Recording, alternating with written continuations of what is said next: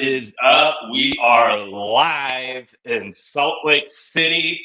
We got Clean Hits Kenny here. We got Clean Hits Brad.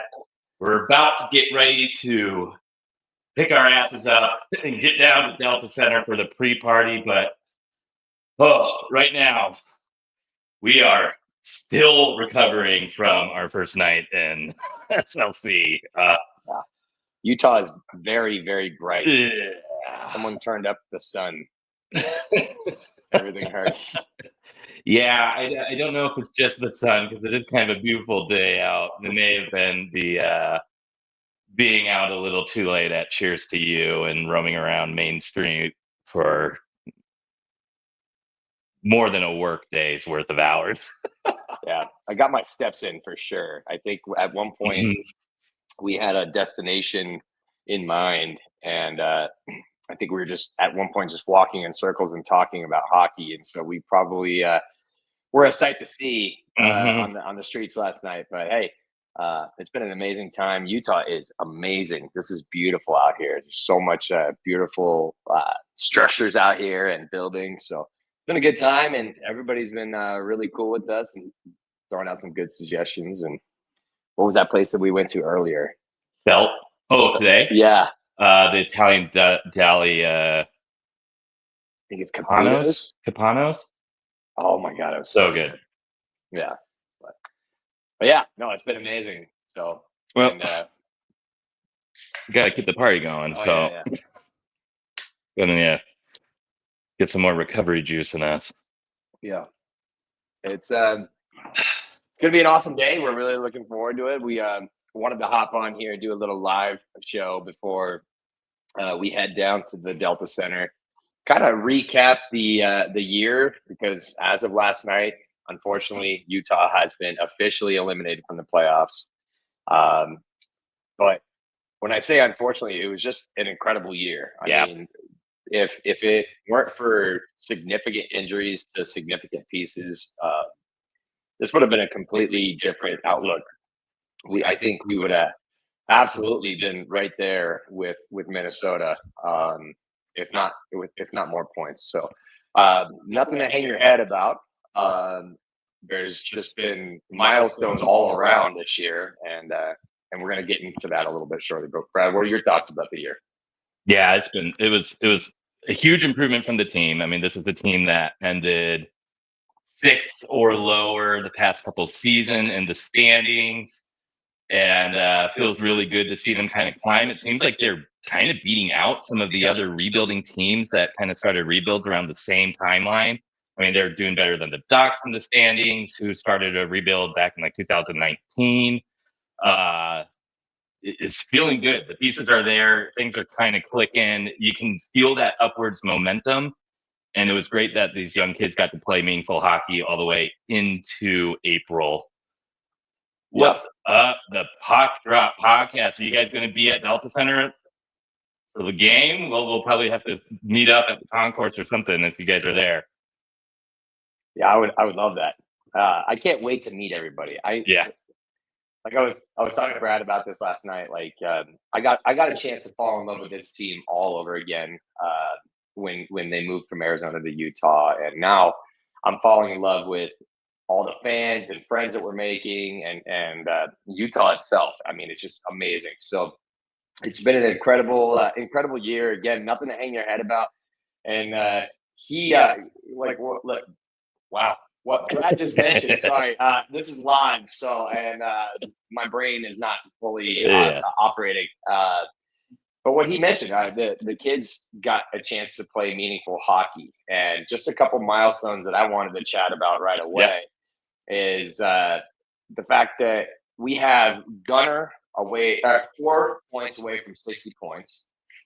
He was out for a good amount of time. Yeah, like 10 plus games. Yeah. Cooley is 2 away from 60 points. And so when I say 60 points, that is kind of like a benchmark.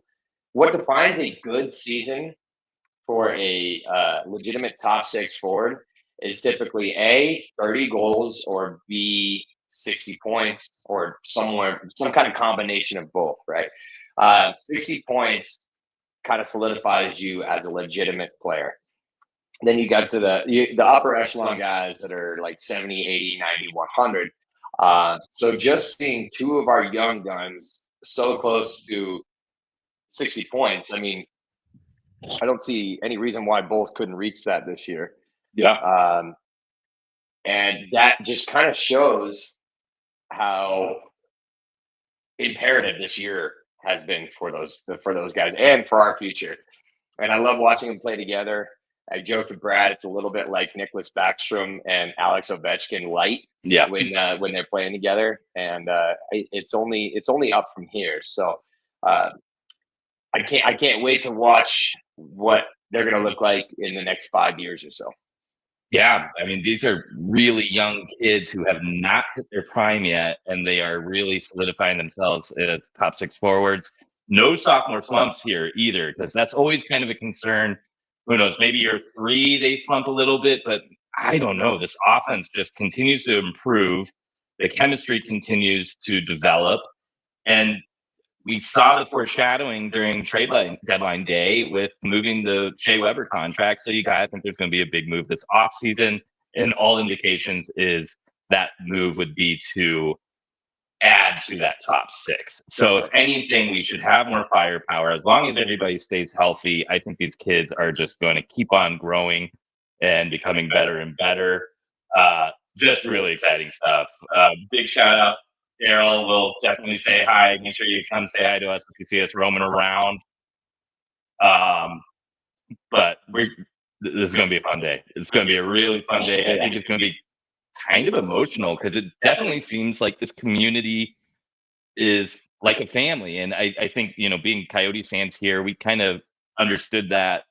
Being in a smaller market, you got to know more of the fans at a personal level. You got to see familiar faces. It's kind of like being at Cheers when you go to a game where you see everybody knows your name. So I think tonight's going to be just a big party. I really, really can't wait to see and meet more people. And then don't forget, we will be hanging out after the game at the break. I believe Austin from SLC Puck is going to be making an appearance. If you guys can come on down, that would be fantastic. We'll get to kind of celebrate that last game. Yeah. It's I couldn't have said it any better. I was talking to Brad about this. The last live hockey game I went with actually Clean Hits Corey. Corey was phenomenal and hooked me up with a ticket at the last minute. And it was the last game of the Coyotes' existence. Yep. And I just made the connection that I'm going to the last home game of the last Utah Hockey Club home game too. So it's kind of almost full a year circle. apart. And it has come full circle. And again, I got a chance to fall in love with this team all over again. And it's incredible to see the steps that they've taken. And I don't know. I'm at a loss for words, unfortunately. that may be from too much big mugs that Cheers to You last night. Yeah. But Puck Drop Podcast says absolutely. Let's do some collabs this off season. We'd love to have you guys on the show. We can kind of chat about all the speculation we have for the potential trades and players they may be going for.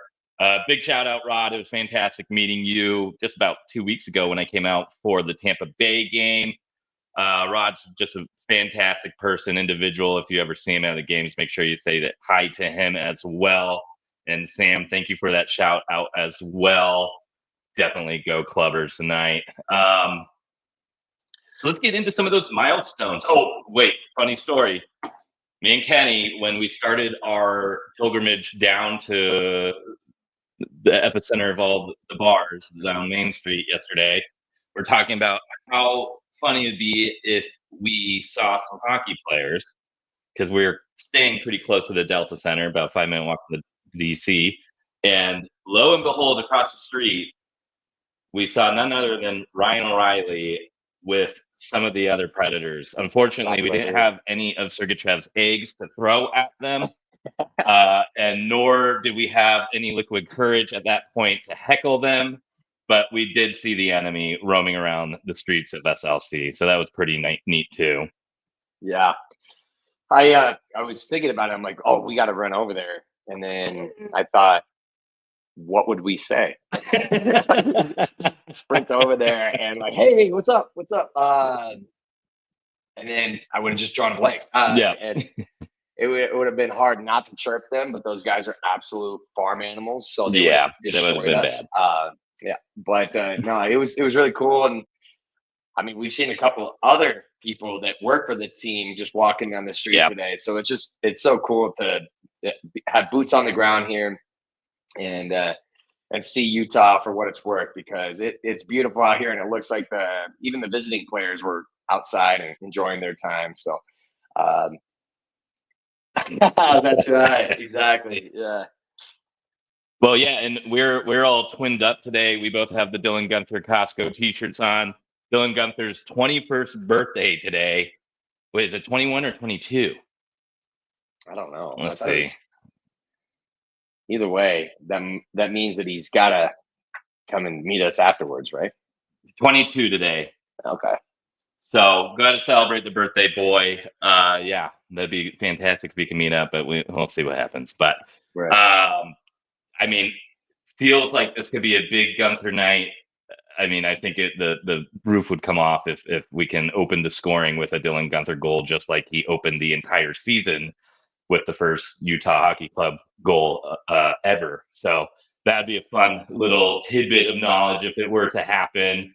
But let's go through some of those other milestones, because yes, unfortunately, the team is out of the playoff hunt, but that doesn't mean that we can see some records broken, some personal records from the players. And again, hitting those benchmarks, it's all a good sign for what could be developing into the future. So I think the one that comes to mind for me is Barrett Hayton chasing his career high in points and goals. He is one away from his first 20-goal season. And did you say he's 1 point away from his career high, correct? Yes, correct. So he has like an eerily similar stat line to his best season in Arizona, which was I believe it was like 19 goals, 43 points. He sits at that exact stat line today: 19 goals, 43 points. So he can score one more goal and break both those records at once. Yeah. But I see no reason why he can't reach the best point total of his career. And again, he missed some games, so I think Hayton is starting to really show his value a lot more lately than he has in the beginning, right? Like, he's always been like a slow starter, but his game looks so much more well-rounded this year, and it's a testament to a stronger team around him, but also him being able to adapt, play on the first line, play on the third line, and he's the ideal, if this continues, he's the ideal second line center. And it makes our shopping list a lot shorter and a lot easier this year. Yeah, I would definitely have to agree with that. And we all know how important that center position is in the sport.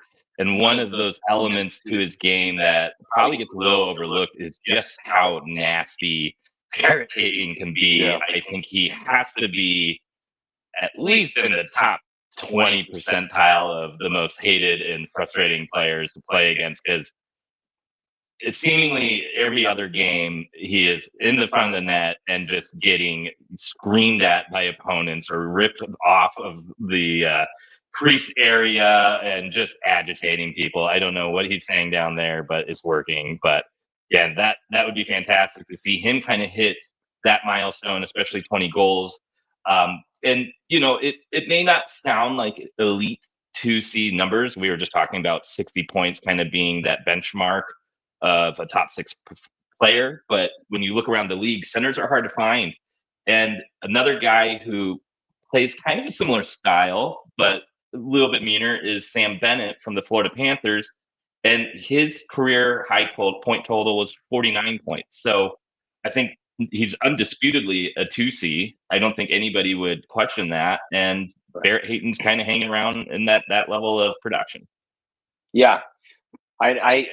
I love the Sam Bennett comparison. Sam Bennett is a little bit more of a meaner player, but he's also a more tenured player. So Barrett Hayton could be a Sam Bennett prototype, right? Yeah. And Sam Bennett's going to get paid this offseason. There's going to be a lot of teams that are lining up to acquire his services.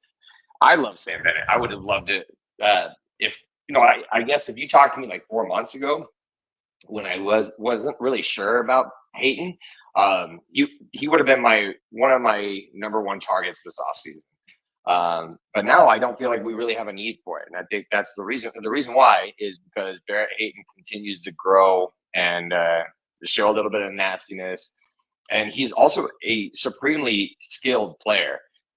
He might be the most snake-bitten player I've ever seen in my life, because he always has very close opportunities where it doesn't even look like it was a bad shot, or it was just unlucky.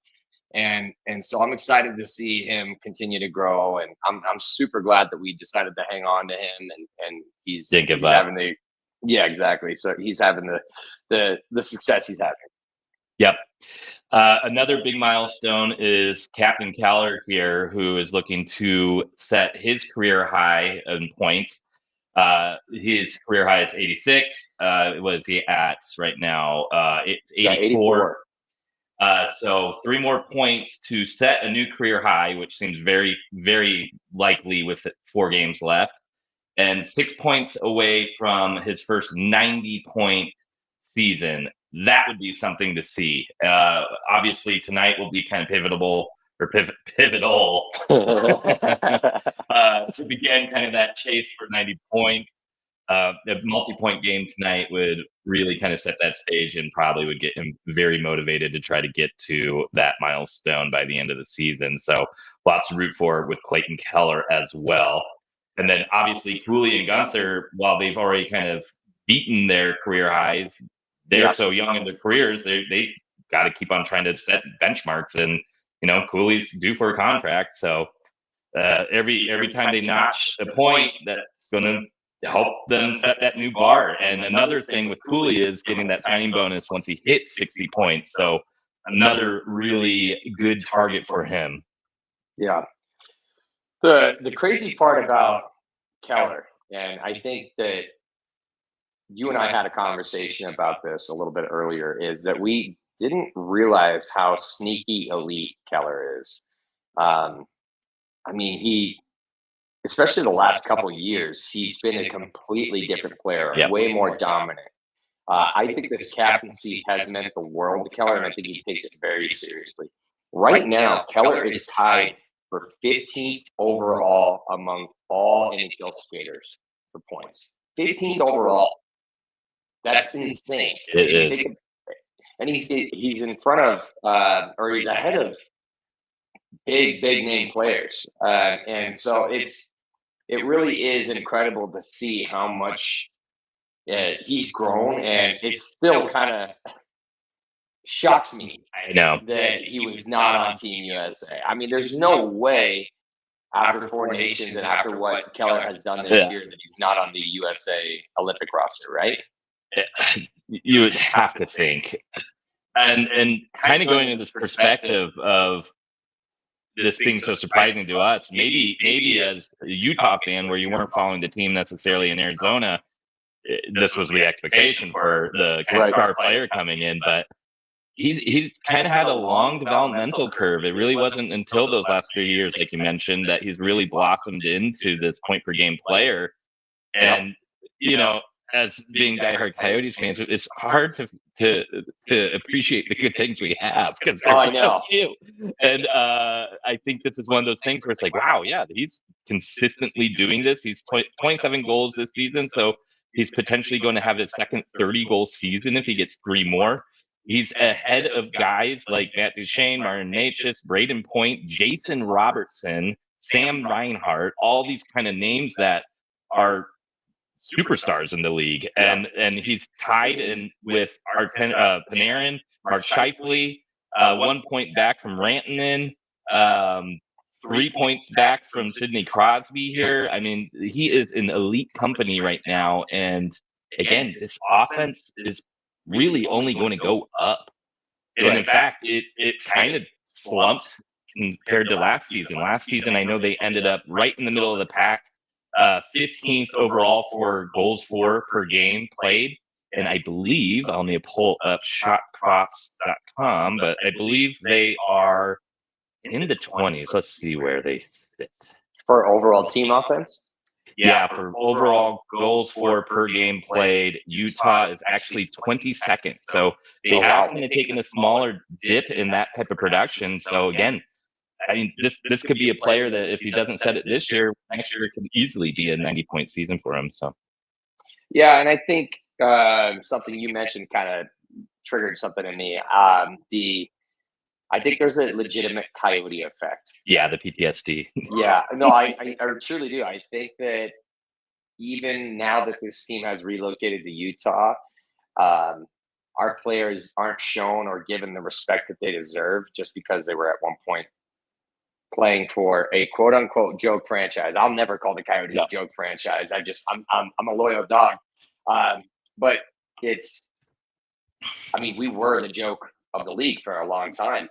And now that these guys are set up and have an amazing owner and an amazing home, we're still not getting the respect that we deserve. So Keller should have absolutely been on the Four Nations. If he's not on Team USA, it's an absolute robbery. I don't think Guerin will do it be able to sleep at night. Yeah.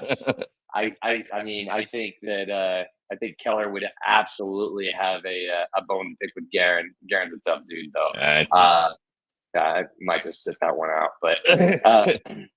but yeah, he's got to be on Team USA next year, and he deserves it. I mean, the captain of this team, and he's shown a lot of leadership on and off the ice, and I'm super thrilled for him and for us. I mean, we get to watch this guy. He looks like a man on fire out there.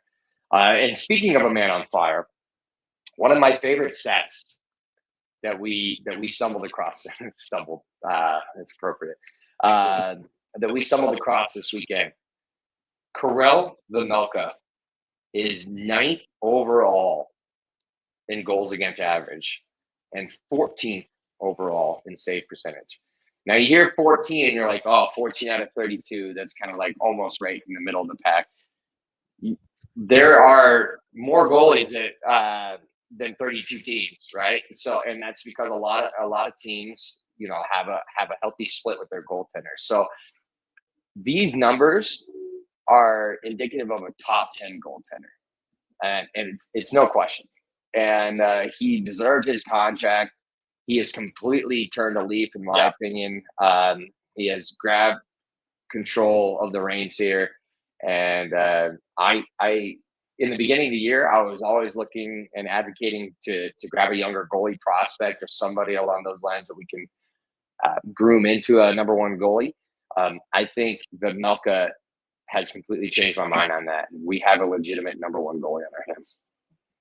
Yeah, it feels good. It's a big relief. I mean, if you watch some of our old podcast episodes, I think there was a lot of talk about upgrading the goaltending position or potentially finding more stability with it.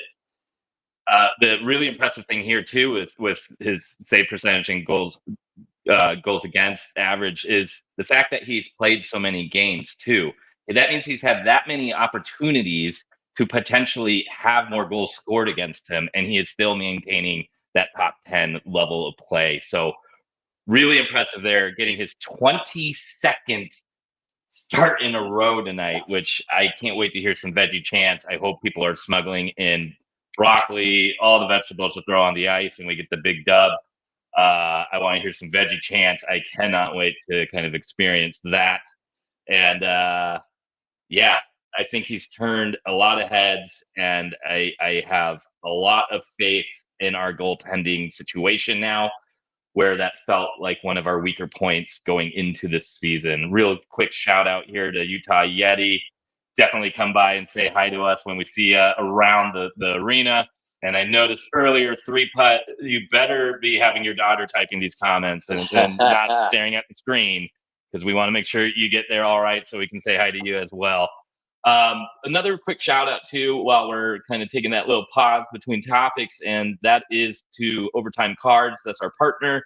If you have not gotten down to Overtime Cards, what are you waiting for? It's right next to the new practice facility, and seeing some of those photos of kind of what that's going to look like is really, really impressive.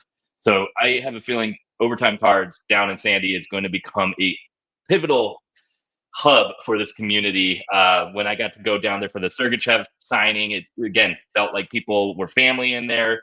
People knew each other, were saying hi to each other. It was just a great energy, great vibe. And they do tons of different events throughout the year. Events to bring your collection of cards to trade for, missing pieces in there, or try to get your favorite player. And then, of course, there's signings. And I know that they have some big names coming up. So make sure you are following them on Twitter at Overtime Cards UT, so you do not miss out on any of these events. I know that Sergachev one sold out in several days. I have a feeling the next one's going to be even quicker. So do not miss out on those events. Tons of fun down there, and just go swing by and see some of their cool stuff. They got tons of Utah Hockey Club jerseys. They got the Utah Hockey Club treasure packs, which include signed memorabilia. Just tons of fun stuff down there. Owners are fantastic. And again, just feels like a big community, and it just seems like we keep on building this here. And right down the street, we're going to have the pre-party, get to meet more people, and it's just really cool to see this team just continually putting on cool events to bring people together around hockey. Now, one other news piece that came out today is that sixth overall pick of the 2023 NHL draft, Dmitry Simachev, has signed his entry-level contract. Or at least there's the rumor that he will be signing, which means that he will be coming over. So we may have a little bit of a red scare this summer with him and Daniil Boot potentially coming over.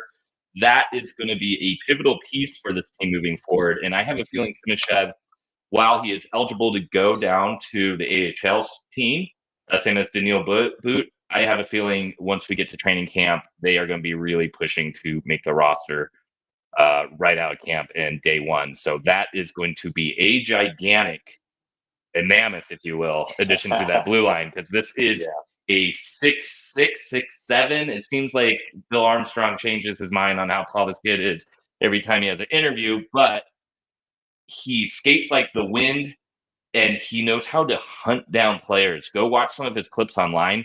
This is a guy who will go out and outright attack puck carriers. He hunts them down, and I kid you not, kind of like a lion or like a cheetah, like grabs their prey. It's really wild to watch. It'll be interesting to see what we got with his offensive upside, because that's never been his kind of forte here, but he's got all the hockey smarts in the world. We were talking about it on the plane ride out here. If we get a guy like Jacob Slavin out of him, I don't care if he's not on the top power play unit or not putting up a ton of points, because I still think we need 2 awards for the NHL defenseman. We can keep the Norris for top offensive defenseman, and then we need the top defensive defenseman award as well. And that is the type of player this potentially could be, that could really help shore up the blue line, definitely help our goaltenders, and just make us a much tougher team to play against. So exciting news there.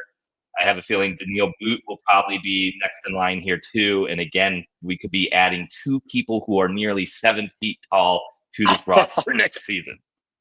Yeah, I agree. I think both of them are coming over. I wouldn't be surprised if both had a small stint in Tucson, a la Josh Stone. I don't want to call Josh's a small stint, because he was there for a while. Yeah. But I mean, especially coming from Russia, you have to get used to North American rinks, and so it might be a smart move to have them at least do 20, 30 games in the AHL for the first year. But to Brad's point, I would not be surprised if they come here and just blow the wheels off of everybody and make it a really, really difficult decision. So really exciting stuff.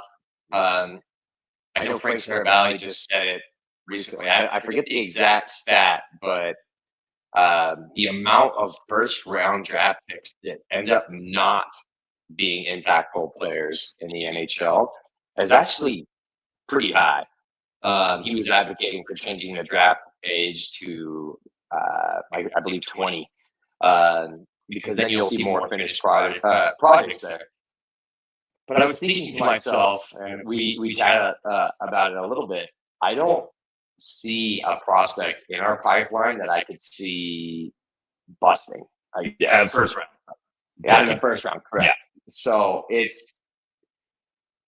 numbers say somebody will be more disappointing than you were initially anticipating, but with both of those Russian guys, I have a feeling that they are going to be extremely, extremely impactful players in the NHL, and I'm really looking forward to it.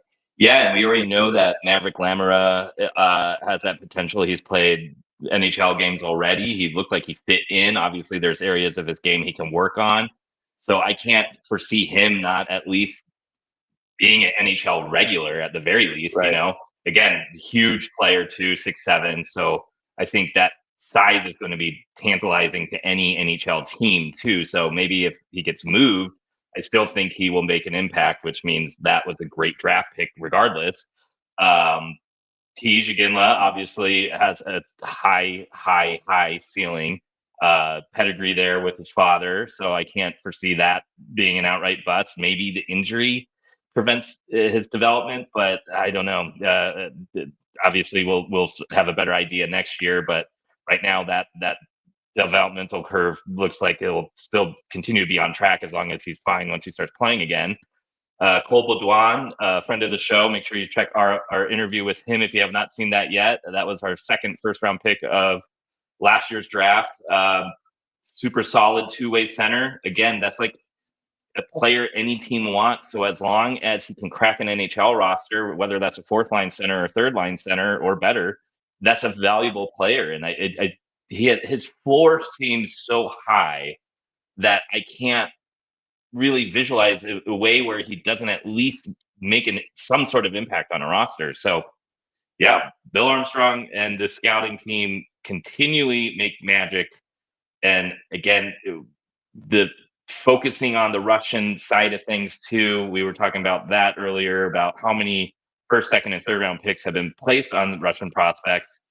Shows that they're willing to kind of leverage advantages that they can find in kind of the scouting community and prospect kind of world, if you will. But they'll be exciting to kind of lean into this draft as we get closer to it. Once we have an idea of where they're going to be selecting and start to figure out maybe what Redwood BA's got his eyes on this year. Right. There's a couple big ones in this draft. So, yeah. You can almost bet on them taking a monster in this upcoming draft. I've got my eyes on McQueen, but who knows? Who knows? And speaking of betting, all right, we're going to Mr. Miyagi here has officially taught me how to be a gambling degenerate now. So we're gonna do I'm gonna let you, the master here, take it over here and discuss what we're putting on money on tonight. Yeah. So we gotta dive into a little same game parlay here. So we are both going to use Prize Picks to put in a little entry here. And don't forget, Prize Picks does work in Utah.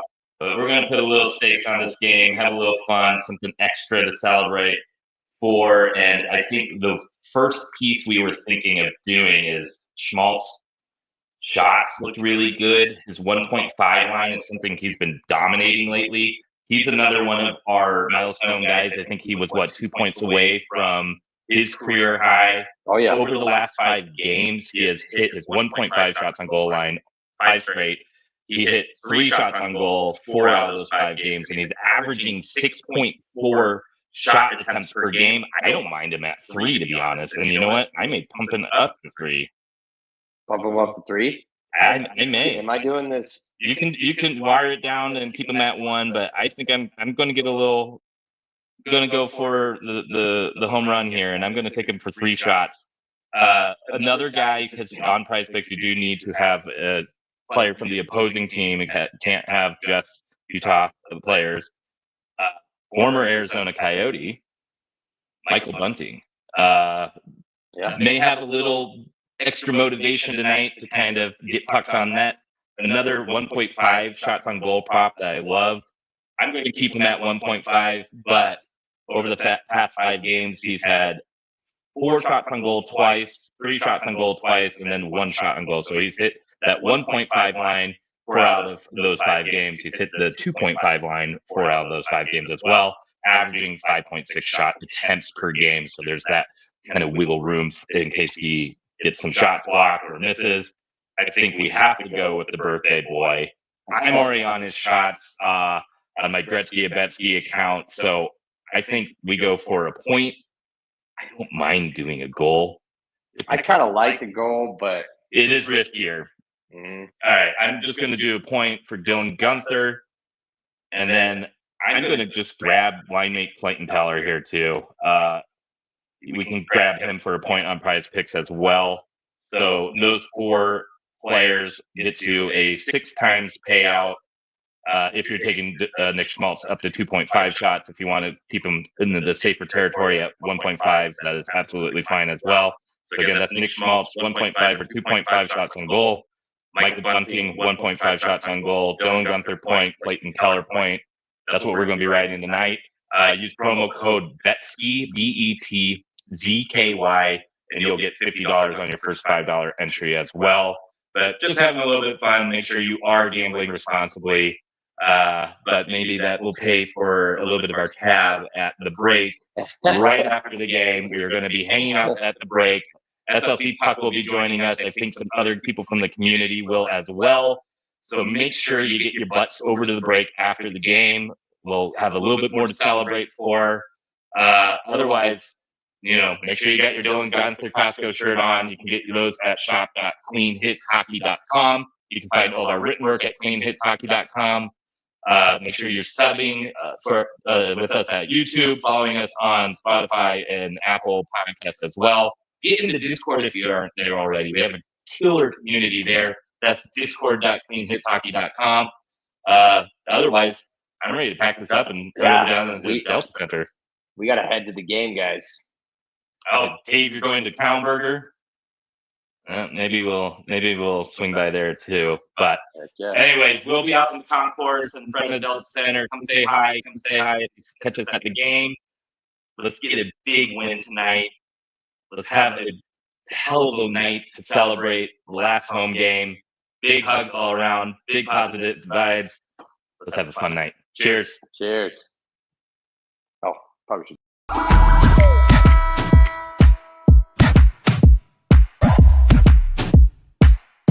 We know we running it now. Watch the game change.